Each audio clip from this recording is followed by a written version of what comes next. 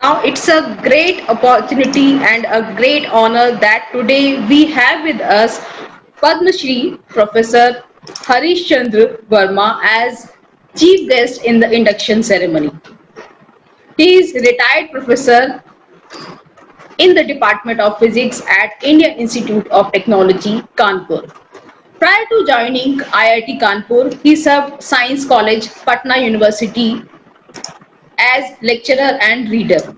His research interests are in nanofabrication using focused ion beam, magnetism in graphics, in graphite on irradiation by ion beam, nano-sized magnetic material, iron-based alloys, earth science, and many more.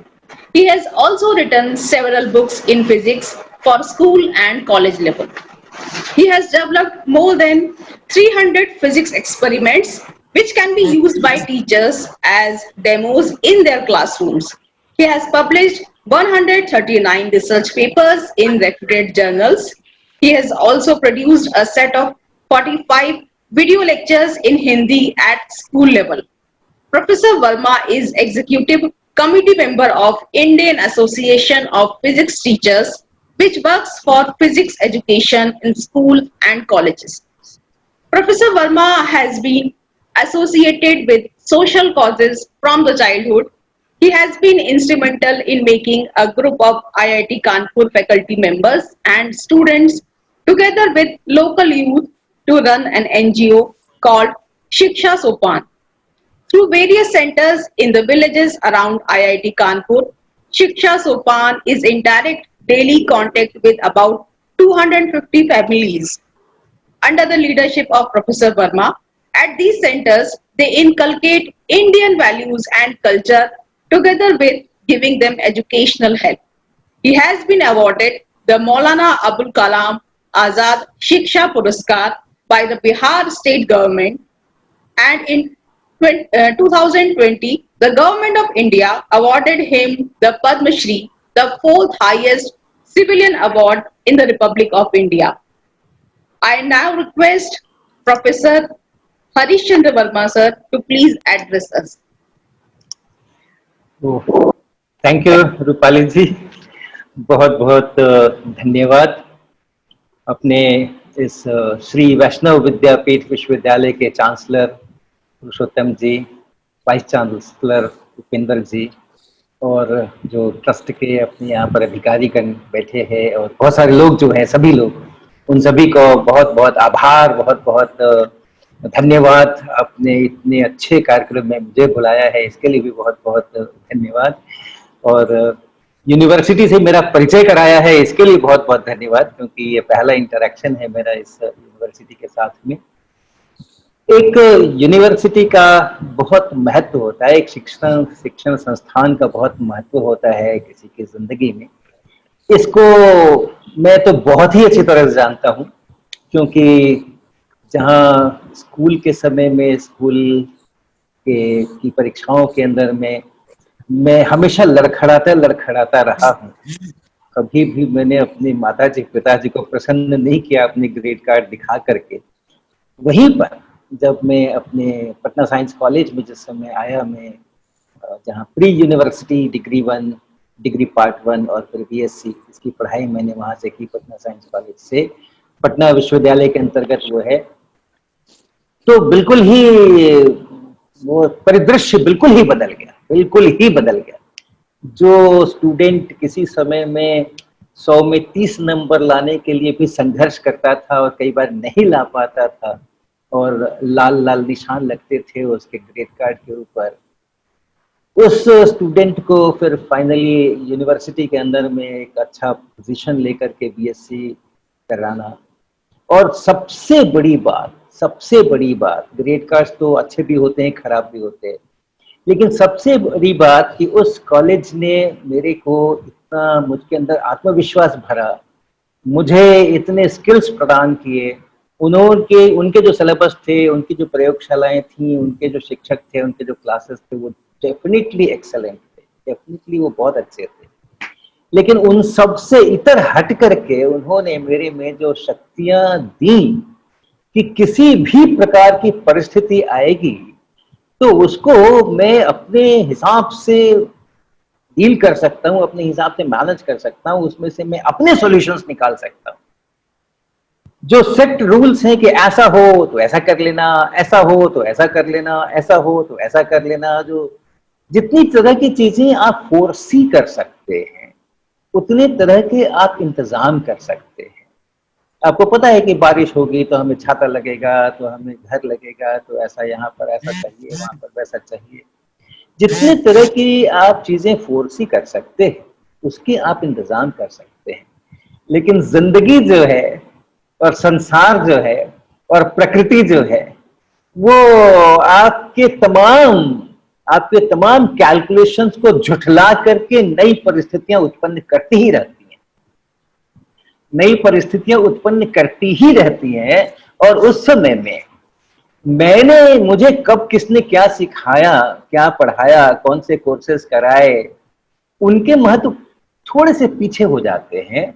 और धैर्य मुझ में कितना है, नए situations के अंदर में से मैं कैसे मार्ग निकाल सकता हूं, अपने पर मेरे को विश्वास है कि नहीं है कि हाँ मैं कर सकता हूं, ये जो गुण होते हैं ये गुण काम ज्यादा आते हैं। मैं अपने चांसलर साहब का बहुत आभारी हूं कि उन्होंने इतने अच्छी तरीके से मेरा प्रशंसा युक्त और मेरा इंट्रोडक्शन किया इन्होंने, रूपाली जी ने भी किया। सबके लिए मैं बहुत ही आभारी हूं और विशेष करके इस बात के लिए आभारी हूं कि मेरे पहले जो हिंदी में उन्होंने वक्तव्य दिया उसने मुझे बड़ी शांति प्रदान की, क्योंकि अंग्रेजी में बोल करके अपने मन के भावों को व्यक्त करना मैंने आज तक नहीं सीखा। तो बहुत बहुत धन्यवाद इसके लिए। मैं यहाँ पर बताऊं, मैंने पटना यूनिवर्सिटी में जब मैं पढ़ता था तो वहां पर अंग्रेजी की ही किताबें पढ़ता था, अंग्रेजी में ही परीक्षा दी थी, सब कुछ काम हुआ था। लेकिन जो कॉरिडोर की भाषा थी वो अंग्रेजी नहीं थी, कॉरिडोर की जो भाषा थी वो हिंदी थी। और इसलिए जब मैं आईआईटी कानपुर में एमएससी करने के लिए पहुंचा और वहां पर पता चला कि नहीं नहीं, जो एक एकेडमिक कैंपस है, एक तो हॉस्टल का कैंपस है वो तो ठीक है, उसके कॉरिडोर में तो चलता है सब कुछ, लेकिन जो एकेडमिक एरिया है जिसके अंदर अपने क्लासरूम्स हैं, जिसके अंदर में अपनी लेबोरेटरीज हैं, जिसके अंदर में अपनी वर्कशॉप्स हैं, जिसके अंदर में अपने कंप्यूटर सेंटर्स हैं, वहां की तो इंच इंच में अंग्रेजी भरी हुई है, वहां तो कोई हिंदी बोलता ही नहीं है। तो पटना से आने के बाद ऐसा लगा कि मैं क्या कहाँ पहुंच गया हूँ और क्या हो गया हूँ। पहले सेमेस्टर में अभिनंदन 2020 में अभी सारे जो नए बच्चे आए हैं वो अब पहले सेमेस्टर में जा रहे होंगे, तो मैं भी याद कर रहा था कि मैंने जब पहले सेमेस्टर में मैं गया था आईआईटी कानपुर में तो क्या हुआ था मेरे साथ। बहुत रोचक है। वो पहले सेमेस्टर में 5 कोर्सेज हुए थे, तो एक तो एक्सपेरिमेंट्स का कोर्स था और 4 हमारे थियरी कोर्सेज थे। अब इन 4 थियरी कोर्सेज के जो प्रोफेसर्स आकर के हमें पढ़ाते थे अंग्रेजी के अंदर में, तो अपने को कुछ भी समझ नहीं आता था, 10% भी समझ नहीं आता था। अंग्रेजी पढ़ना आता था, अंग्रेजी लिखना भी आता था थोड़ा थोड़ा, ग्रामर की गलतियां होती थी लेकिन हाँ ठीक है, अपने भावों को व्यक्त करना है तो लिख लेते थे, पढ़ लेते थे, किताब पढ़ने में कोई समस्या नहीं थी। बोलने का काम बड़ा कठिन लगता था, लेकिन चलो फिर वो भी किसी न किसी तरह से बोल बाल करके हम अपने मन की बात समझाई देते थे कि हमें क्या चाहिए। लेकिन अंग्रेजी सुनना वो सबसे कठिन होता है। जिस भाषा को मैं शुरू से नहीं जानता हूं और सीखी है प्रयास पूर्वक मैंने, उसको पढ़ना आसान है, थोड़ा कठिन लिखना है, उससे थोड़ा और कठिन बोलना है, और सबसे कठिन है कि कोई बोल रहा हो उसको सुन करके समझना सबसे कठिन होता है। अब सारे पटना साइंस कॉलेज की ट्रेनिंग के अंदर में बड़ी अच्छी अच्छी लेबोरेटरीज थी वहां पे, बड़े अच्छे अच्छे बिल्डिंग्स थे वहां पे, बड़े अच्छे अच्छे क्लासरूम्स थे वहां पे। 1969 में मैंने प्रवेश किया था उस यूनिवर्सिटी के अंदर, उस कॉलेज के अंदर में। और उस समय मैंने देखा क्लासरूम के अंदर में जो बोर्ड्स हुआ करते थे लिखने के लिए, ब्लैक बोर्ड्स हुआ करते थे, कितने बड़े बड़े विशाल ब्लैक बोर्ड्स हुआ करते थे, और एक नहीं, दो नहीं, 4 ब्लैक बोर्ड एक क्लासरूम के अंदर में हुआ करते थे। और वो इस प्रकार की उसकी रचना थी कि एक ब्लैक बोर्ड को हम लोग ऊपर धक्का दे सकते थे और दूसरा ब्लैक बोर्ड नीचे आ सकता था, तो मिटाने की जरूरत नहीं पूरे क्लासरूम के अंदर में। आज हम कंप्यूटर्स के आधार के ऊपर जब स्मार्ट क्लासेस करते हैं तो हमें बहुत सारे ब्लैक बोर्ड मिल जाते हैं, पट पट हम प्लस का चिन्ह दबाए जाते हैं और नए ब्लैक बोर्ड मिल जाते हैं। आईआईटी कानपुर ने कुछ 5-6 साल पहले एक क्लासरूम के अंदर में ऐसी व्यवस्था की जिसमें कि 2 बोर्ड लगाए, एक ऊपर जाता है और एक सामने रहता है। मुझे बहुत कुतूहल हुआ कि अब 2014-15 के अंदर में आईआईटी कानपुर में ये फैसिलिटी प्रदान की जा रही है क्लासरूम के अंदर में, और पटना विश्वविद्यालय में मैंने 1969 में वो फैसिलिटीज में अवेल कर चुका हूं।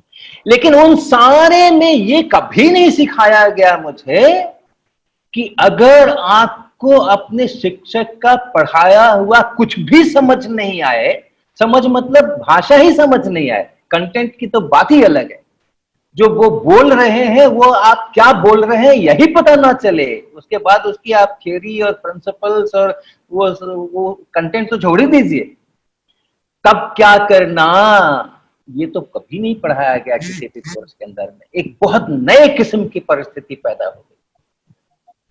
लेकिन क्या सिखाया मुझे पटना विश्वविद्यालय ने, कैसी भी परिस्थिति आ जाए अपनी हिम्मत बना के रखना है, अपने ऊपर विश्वास बना करके रखना है, अपने मार्ग स्वयं निकालना है उसमें से और विजयी होकर के दिखाना है।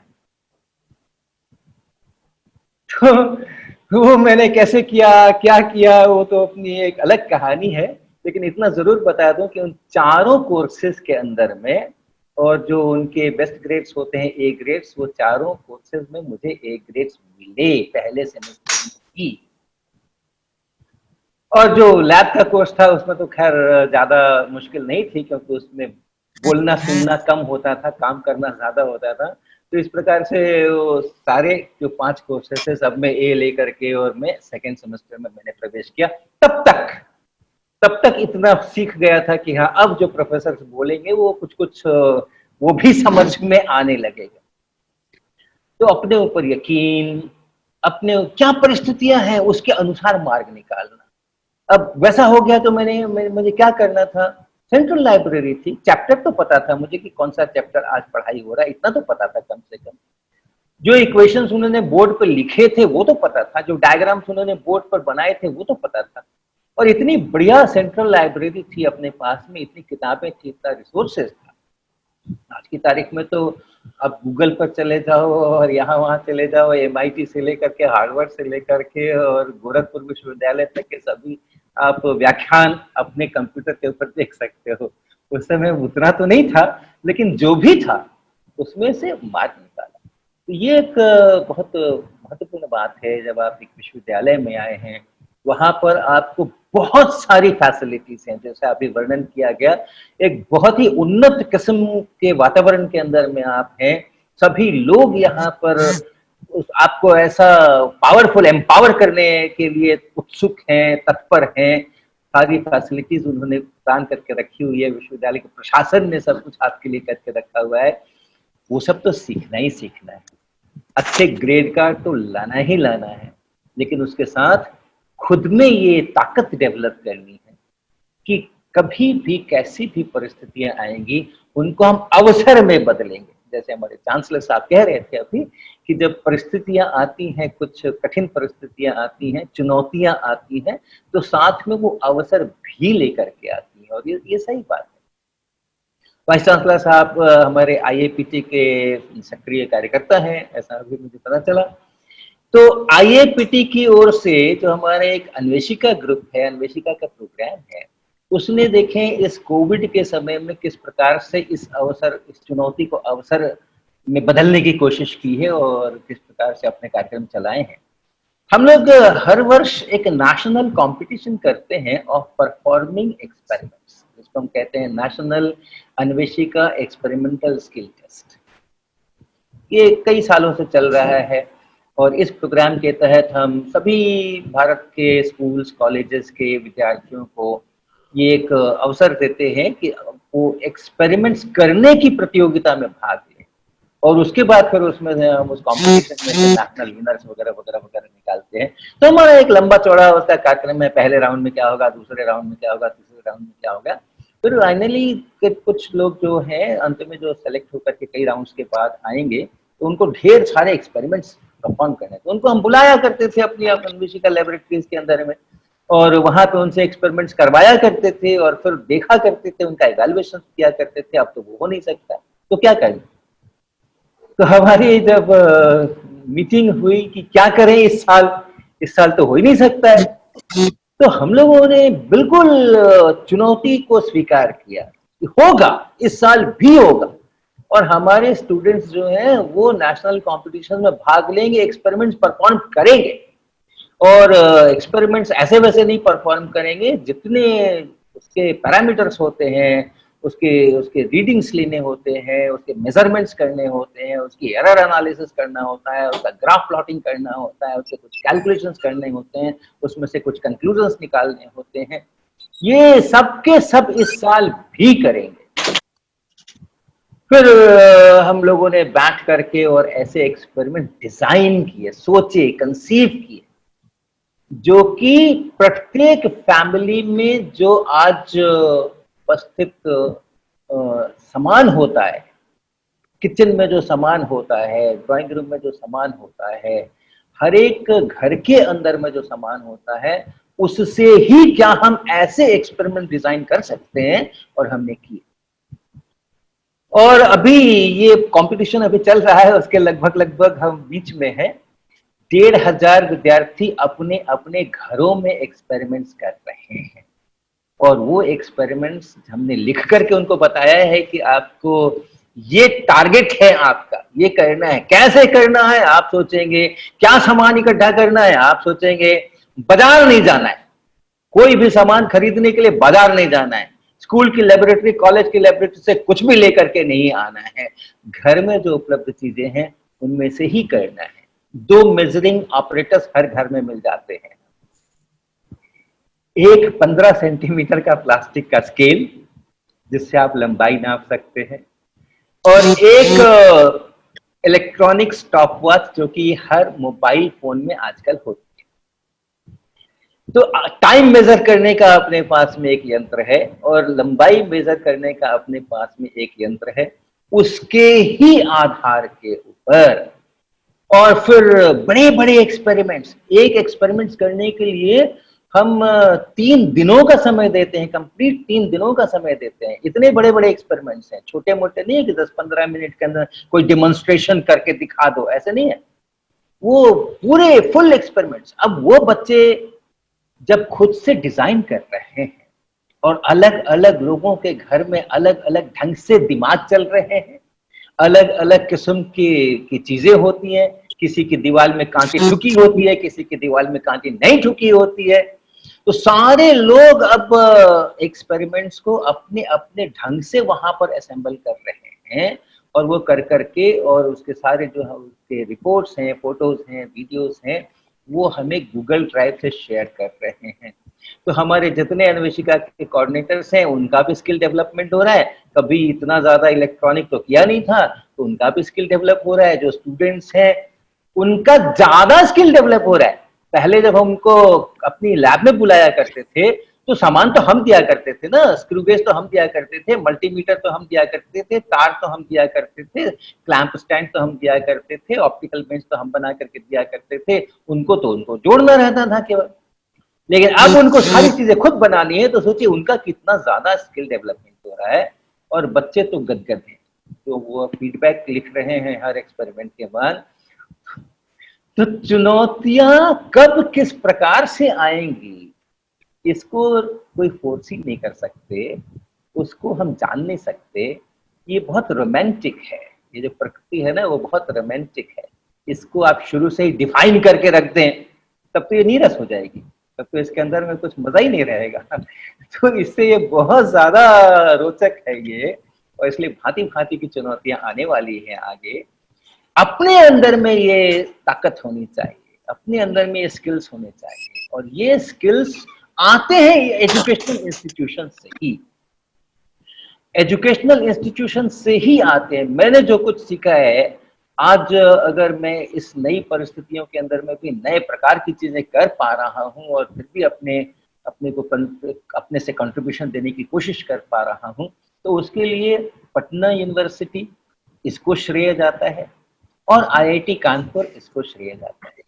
ऐसा नहीं है कि उन्होंने हमें जो कोर्सेज पढ़ाए थे उन कोर्सेज का आज मैं इस्तेमाल करता हूँ ऐसी बात नहीं है, लेकिन परिस्थितियों से जूझने की जो स्किल्स आई और नई नई चीजें करने की जो स्किल्स आई, हमारे वाइस चांसलर साहब ने अभी एज की बात की, 3 ए एस्पिरेशन होना चाहिए, फिर उसके बाद वो लग करके एक्शन होना चाहिए, लग करके उसके ऊपर मेहनत करनी चाहिए और फिर अचीव करना चाहिए। तो बहुत अच्छी बात उन्होंने की, ये लगातार, और ये भी उन्होंने कहा कि ये एक बार का नहीं है कि अचीवमेंट हो गया तो फुल स्टॉप लग गया, फिर दूसरे गोल सेट करो, दूसरा एस्पिरेशन लो, फिर उसके लिए हार्ड वर्क करो, फिर करो। ये कल्चर कहाँ से आता है? एकेडमिक इंस्टीट्यूशंस में कैसा वाइब्रेंट एटमॉस्फेयर है, वहां पर किस प्रकार की फ्रीडम है, वहां पर आप कुछ नया करो तो आपको पीठ ठोकी जाती है या आपके पैर खींचे जाते हैं। इम्तिहान के अंदर में ये नहीं आने वाला है, काहे को टाइम बर्बाद कर रहे हो, इस प्रकार की चीज होती है क्या? या अरे ये क्या कर रहे हो, इसका तो कोई इस्तेमाल ही नहीं होने वाला है आगे, इस प्रकार की चीज होती है क्या? या आपने अगर कुछ नया सोचा है तो और 4 लोग आपके एकेडमिक इंस्टीट्यूशन के अंदर में मिल करके और आपको उसको अचीव कराने में सहायता कर रहे हैं। ये जो कल्चर आता है, अपने को एम्पावर करने की जो क्षमता आती है, ये आती है एकेडमिक इंस्टीट्यूशन में से ही, क्योंकि घरों के अंदर और एकेडमिक इंस्टीट्यूशन के अंदर ज्यादातर समय तो हमारा यही बीतता है, या तो अपने घर में बीतेगा या तो फिर एकेडमिक इंस्टीट्यूशन में बीतेगा। थोड़ा बहुत समय बीतता है, महीने में 1-2-4 आप मूवी हॉल चले जाओगे, 1-2-4 बार आप शायद कहीं खेलने कूदने चले जाओगे, कहीं कभी यात्रा पे निकल जाओगे 10-15 दिन के लिए साल भर के अंदर में, लेकिन ज्यादातर जो समय बीतेगा और जहां से आप अपने अंदर संस्कार ग्रहण करोगे वो तो या तो घर से करोगे और या तो अपने एकेडमिक इंस्टीट्यूशन से करोगे। तो अगर इन जगहों का वातावरण ऐसा हो जिसमें कि आप अपने अंदर ये शक्तियां अर्जित कर सके, तो फिर मामला जो है वो काफी अच्छा चलता है।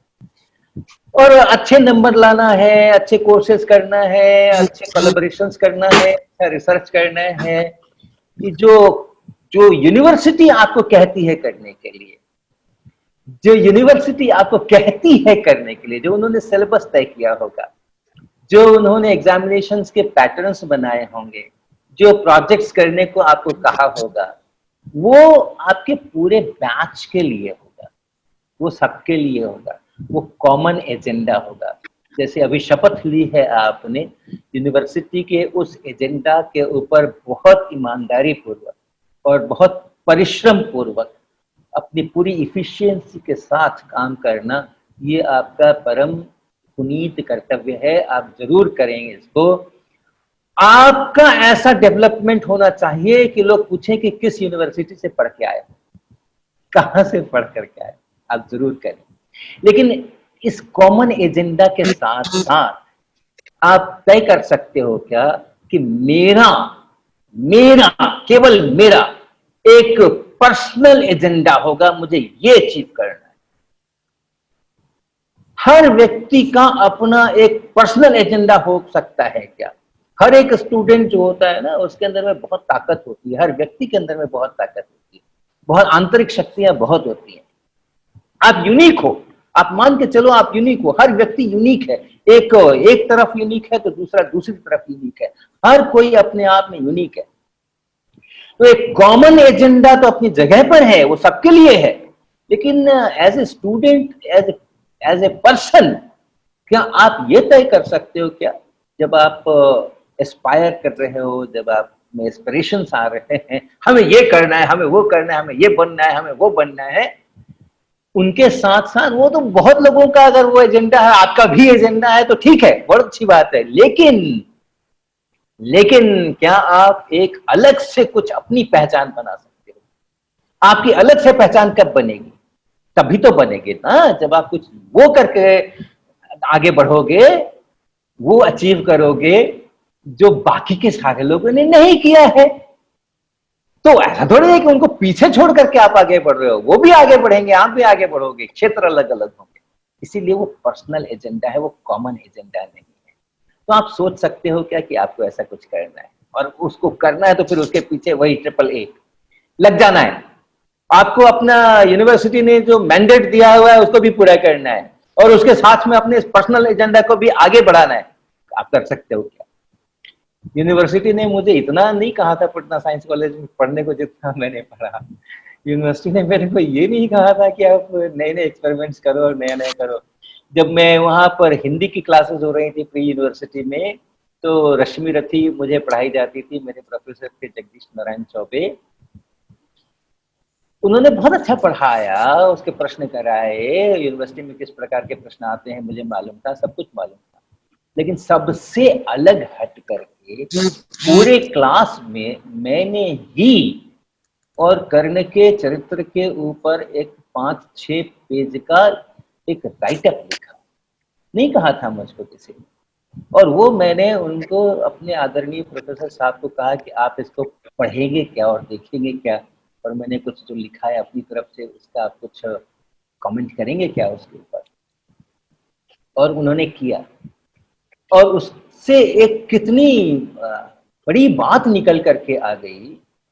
जिस समय में वो पढ़ रहे थे मेरे राइटअप को, मेरे बड़े भैया मेरे ही कॉलेज के अंदर में गणित के प्रोफेसर थे, जहाँ मैं स्टूडेंट था, मैंने जहाँ ज्वाइन किया था अपना यूनिवर्सिटी प्रोग्राम, मेरे बड़े भैया गणित के प्रोफेसर थे।